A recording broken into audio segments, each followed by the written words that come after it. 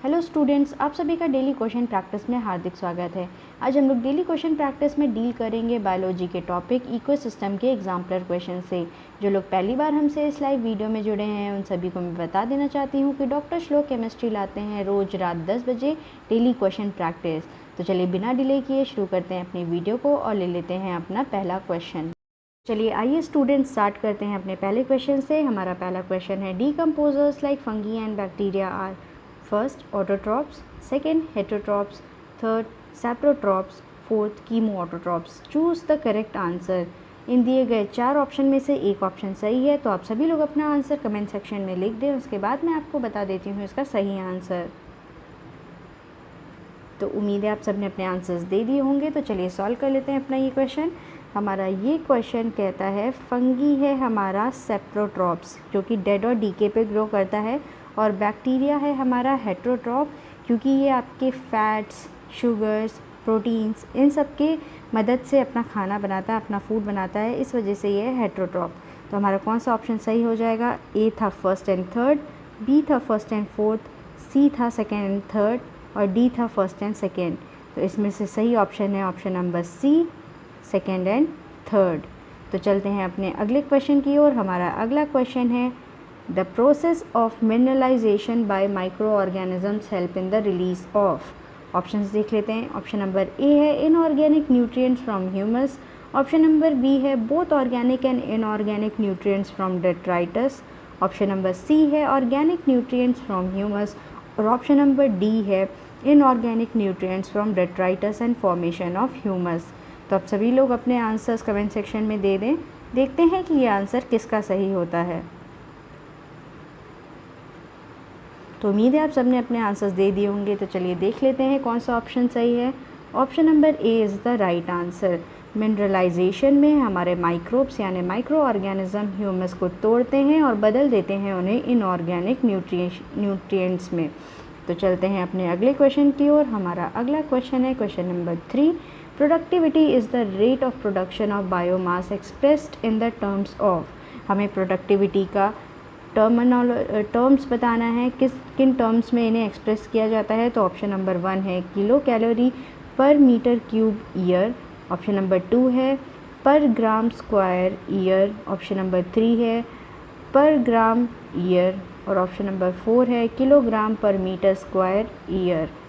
तो ऑप्शंस देख लेते हैं क्या क्या है। ऑप्शन नंबर ए है सेकेंड, ऑप्शन नंबर बी है थर्ड, ऑप्शन नंबर सी है सेकेंड एंड फोर्थ और ऑप्शन नंबर डी है फर्स्ट एंड थर्ड। तो आप सभी लोग बता दीजिए कि इसका यूनिट क्या होगा। तो क्या आप सभी ने आंसर्स दे दिए हैं? तो चलिए देख लेते हैं कि हमारा सही ऑप्शन क्या है। हमारा सही ऑप्शन है option number C, second and fourth. हमारी प्रोडक्टिविटी की जो यूनिट होती है वो होती है पर ग्राम स्क्वायर ईयर और kilogram per metre square year. तो चलते हैं अपने अगले क्वेश्चन पे। हमारा अगला क्वेश्चन है question number 4। An inverted pyramid of biomass can be found in which ecosystem. तो चलिए देख लेते हैं ऑप्शंस क्या हैं। ऑप्शन नंबर ए है फॉरेस्ट, बी है मराइन, सी है ग्रासलैंड और डी है तुंद्रा।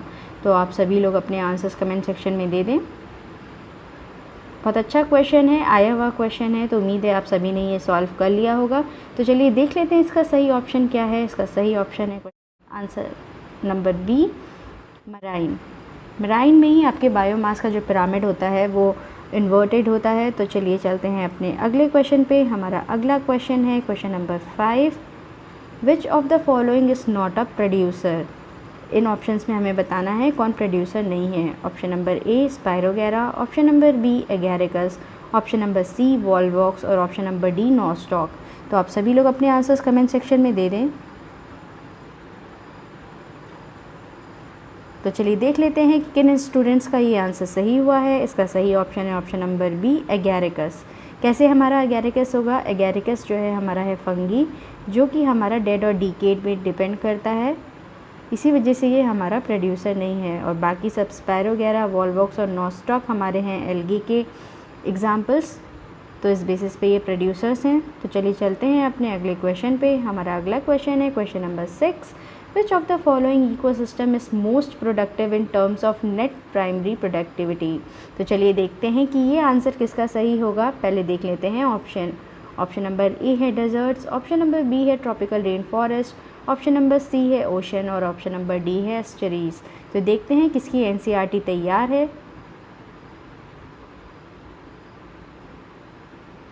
तो चलते हैं अपने आंसर की ओर। हमारा इसका सही आंसर है option number B tropical rain forest. हमारा नेट प्राइमरी प्रोडक्टिविटी सबसे ज़्यादा ट्रॉपिकल रेन फॉरेस्ट में है।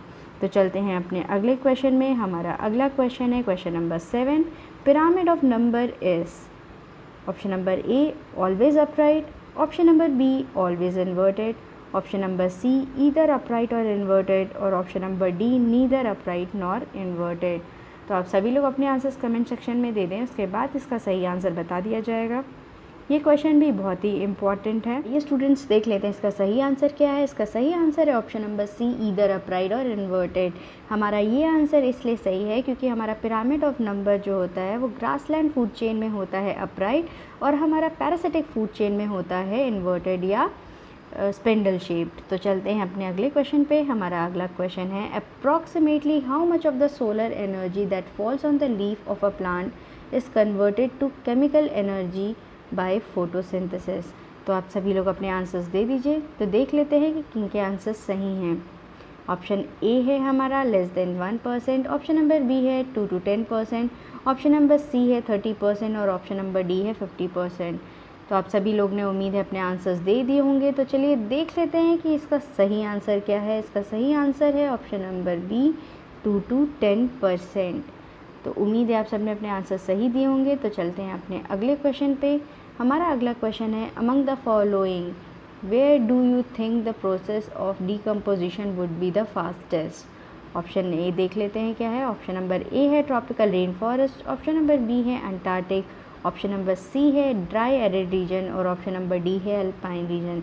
हमारा क्वेश्चन कह रहा है कि कौन से प्लेस पे हमारी डिकम्पोजिशन सबसे ज़्यादा फास्ट होगी। तो उम्मीद है आप सब लोग ने आंसर्स दे दिया होगा कमेंट सेक्शन में। तो देख लेते हैं इसका सही ऑप्शन क्या है। इसका सही ऑप्शन है ऑप्शन नंबर ए ट्रॉपिकल रेन फॉरेस्ट। अब ये हमारा ट्रॉपिकल रेन फॉरेस्ट क्यों हुआ, क्योंकि हमारे डिकम्पोजिशन को चाहिए होता है वार्म और ह्यूमिड टेम्परेचर और ट्रॉपिकल रेन फॉरेस्ट का टेम्परेचर होता है हॉट एंड ह्यूमिड।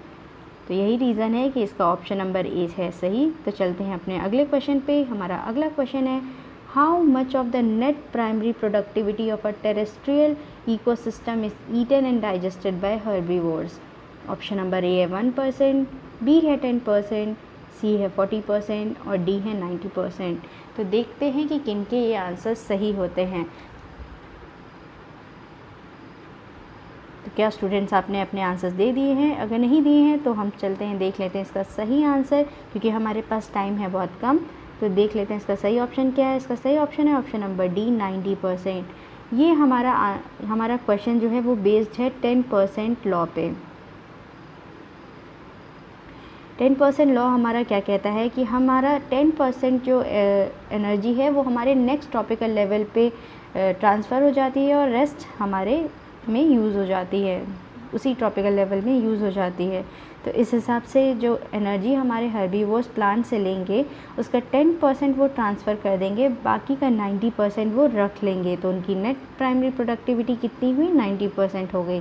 तो चलते हैं अपने अगले क्वेश्चन पे। हमारा अगला क्वेश्चन है क्वेश्चन नंबर 11।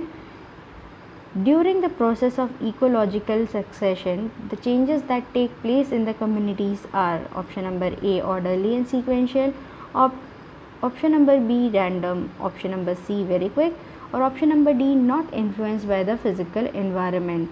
तो आप सभी लोग अपने आंसर्स दे दीजिए।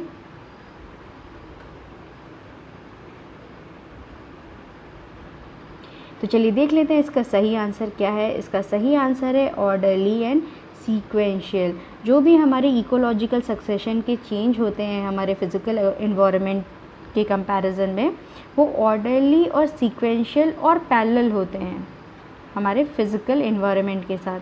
तो चलते हैं हमारे अगले क्वेश्चन पे। हमारा अगला क्वेश्चन है question number 12। Climax community is in a state of. Option number A non equilibrium, option number B equilibrium, option number C disorder और option number D constant change. तो उम्मीद है आप सब लोग ने इसका आंसर दे दिया होगा। तो चलते देख लेते हैं इसका सही ऑप्शन क्या है। इसका सही ऑप्शन है ऑप्शन नंबर बी, इक्विलिब्रियम। हमारा क्लाइमेक्स कम्युनिटी इक्विलिब्रियम में रहता है। तो चलते हैं अपने अगले क्वेश्चन पे। हमारा अगला क्वेश्चन है question number 13। Among the following biogeochemical cycles which one does not have losses due to respiration. हमारी कौन सी इनमें से बायोजियोकेमिकल साइकिल है जो कि रेस्पिरेशन के दौरान चेंज नहीं होती, जिनमें लॉस नहीं होता। ऑप्शन नंबर ए है फॉस्फोरस, ऑप्शन नंबर डी है नाइट्रोजन, ऑप्शन नंबर सी है सल्फ़र और ऑप्शन नंबर डी है ऑल ऑफ द अबव। तो चलिए देख लेते हैं इसका सही ऑप्शन क्या है। इसका सही ऑप्शन है ऑल ऑफ दी अबव, यानी ऑप्शन नंबर डी। हमारा फॉस्फोरस, नाइट्रोजन और सल्फर तीनों ही साइकिल्स जो होती हैं वो हमारे एटमॉस्फेयर में किसी तरीके का चेंज नहीं करती। तो चलते हैं अपने अगले क्वेश्चन पे। हमारा अगला क्वेश्चन है question number 14। The sequence of communities of primary succession in water is, यानी हमारी वाटर में जो कम्युनिटी फॉर्म होती हैं उनके बारे में उनकी सीक्वेंस बतानी है। तो ऑप्शन नंबर ए है हमारा फाइटोप्लैंक्टन, सेजेस, free floating hydrophytes, rooted hydrophytes, grasses and trees.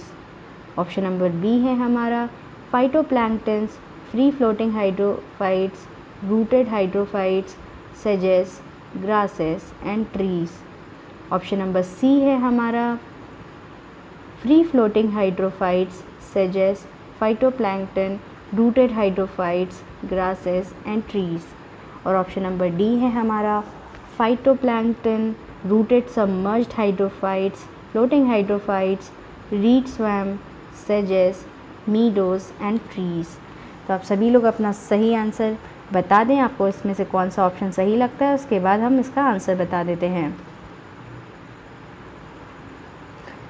तो उम्मीद है स्टूडेंट्स आपने अपने आंसर्स दे दिए होंगे। तो चलिए देख लेते हैं इसका सही ऑप्शन कौन सा है। इसका सही ऑप्शन है हमारा ऑप्शन नंबर डी। हमारी वाटर कम्युनिटी में, हमारे वाटर में जो प्राइमरी सक्सेशन होता है उसमें सबसे पहले आता है हमारा फाइटोप्लैंक्टन, फिर आता है हमारा रूटेड सबमर्ज्ड हाइड्रोफाइट्स, फिर आते हैं हमारे फ्लोटिंग हाइड्रोफाइट्स, फिर आता है हमारा रीड स्वैम्प, फिर आते हैं सेजेस, फिर आते हैं मीडोस और लास्ट में आता है हमारे ट्रीज़। तो चलते हैं अपने अगले क्वेश्चन पे। हमारा अगला क्वेश्चन है question number 15। The reservoir for the gaseous type of biogeochemical cycle exists in option number A stratosphere, option number B atmosphere, option number C ionosphere और option number D lithosphere। तो आप सभी लोग ये बता दें कि हमारी गैसियस टाइप की जो बायोजियोकेमिकल साइकिल होती हैं वो कहाँ पे पाई जाती हैं। तो उम्मीद है आप सबने अपने आंसर्स दे दिए होंगे। तो इसका सही ऑप्शन है ऑप्शन नंबर बी। हमारी जो गैसियस टाइप की बायोजियोकेमिकल साइकिल होती हैं वो हमारे एटमॉस्फेयर में रिलीज़ होती हैं। तो चलते हैं हमारे अगले क्वेश्चन पे। हमारा अगला क्वेश्चन है question number 16। If the carbon atoms fixed by producers already have passed through 3 species, the trophic level of the last species would be.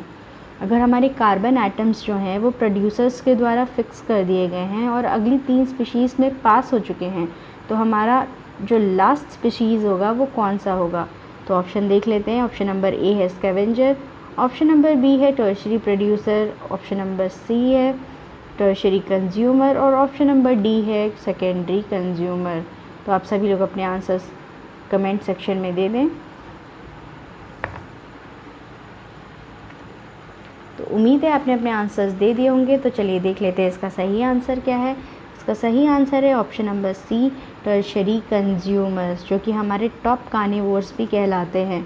तो चलते हैं अपने अगले क्वेश्चन पे। हमारा अगला क्वेश्चन है question number 17। Which of the following type of ecosystem is expected in an area where evaporation exceeds precipitation. ध्यान दीजिएगा, evaporation exceeds precipitation and mean annual rainfall is below 100 millimetre. Option number A grassland, B shrubby forest, C desert और D mangrove. उम्मीद है मुझे इसका answer सभी लोग सही देंगे। आसान क्वेश्चन है, बस आपको ये देखना है mean annual rainfall is below 100 millimetre. तो चलते हैं आंसर देख लेते हैं। इसका आंसर है ऑप्शन नंबर सी, डेज़र्ट। उम्मीद है आप सभी ने अपने आंसर्स दे दिए होंगे। अब इसका डेज़र्ट कैसे हुआ? डेज़र्ट हमारा एरिया है जहाँ पे इवापोरेशन जितनी होती है उतनी प्रेसिपिटेशन नहीं होती और वहाँ की एनुअल रेनफॉल भी 100 मिलीमीटर से कम होती है। वैसे सही आंकड़ा 50 मिलीमीटर से कम है। तो चलिए देख लेते हैं। उम्मीद है आपको एक क्वेश्चन नंबर 17 समझ में आ गया होगा। हमारा अगला क्वेश्चन है question number 18। The zone at the edge of a lake और ocean which is alternatively expose to air and immersed in water is called. हमारा जो लेक इकोसिस्टम है उसमें कुछ जोन्स होते हैं। तो ऐसी कौन सी जोन है जिसमें हमारे पार्ट्स जो होते हैं वो एयर में एक्सपोज भी होते रहते हैं ऑल्टरनेटिवली और साथ ही साथ इमर्स भी होते रहते हैं? तो जोन बताना है आपको। ऑप्शन नंबर ए है pelagic zone, option number B है benthic zone, option number C है लेंटिक जोन और ऑप्शन नंबर डी है लिटोरल जोन। तो आप सभी लोग अपने आंसर्स कमेंट सेक्शन में दे दें और ये क्वेश्चन का आंसर देखते हैं किनका होता है सही। मैं इसे आसान क्वेश्चन नहीं कहूँगी, ये क्वेश्चन बहुत रटने वाला है। तो चलिए देख लेते हैं कि इसका सही आंसर क्या है। इसका सही आंसर है option number D, littoral zone. हमारा लिटोरल जोन ही ऐसा जोन है जहाँ पे आपके जो प्लांट्स या फिर शर्ब्स जो लगे होते हैं वो पार्शियली एक्सपोज भी होते हैं एयर को और पार्शियली उनमें वाटर का इमर्जन भी रहता है। तो ये आंसर हमारा सही है। स्टूडेंट्स चलते हैं अपने अगले क्वेश्चन की ओर। हमारा अगला क्वेश्चन है question number 19। Edaphic factors refers to option number A water, option number B soil, option number C relative humidity और ऑप्शन नंबर डी ऑल्टीट्यूड। तो चलिए आप सभी लोग अपने आंसर्स बता दीजिए कि एडाफिक फैक्टर हमारे किस चीज़ से रिलेटेड हैं, किस चीज़ से रेफ़र करते हैं।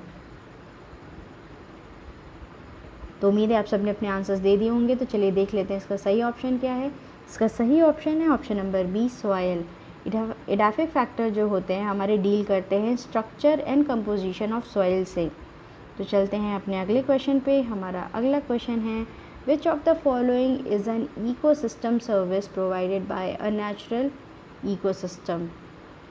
तो हमारे इकोसिस्टम का काम क्या होता है, नेचुरल इकोसिस्टम का, वो बताए गए हैं यहाँ पे और आपको बताना है कि इनमें से कौन सा हमारा सही ऑप्शन है। ऑप्शन नंबर ए है cycling of nutrients, option number B है prevention of soil erosion, option number C है pollutant absorption and reduction of the threat of global warming and option number D is all of the above. तो उम्मीद है आप सबने अपने answers दे दिए होंगे। तो चलिए बता देते हैं इसका करेक्ट ऑप्शन क्या है। इसका करेक्ट ऑप्शन है ऑल ऑफ द अबव, यानी हमारे ऊपर दिए गए सारे ऑप्शन ही हमारे इकोसिस्टम की सर्विस में आते हैं। तो इसी के साथ हमारी आज की वीडियो एंड होती है और हम लोग अगले वीडियो में मिलेंगे इसी टाइम पे अगले चैप्टर के साथ।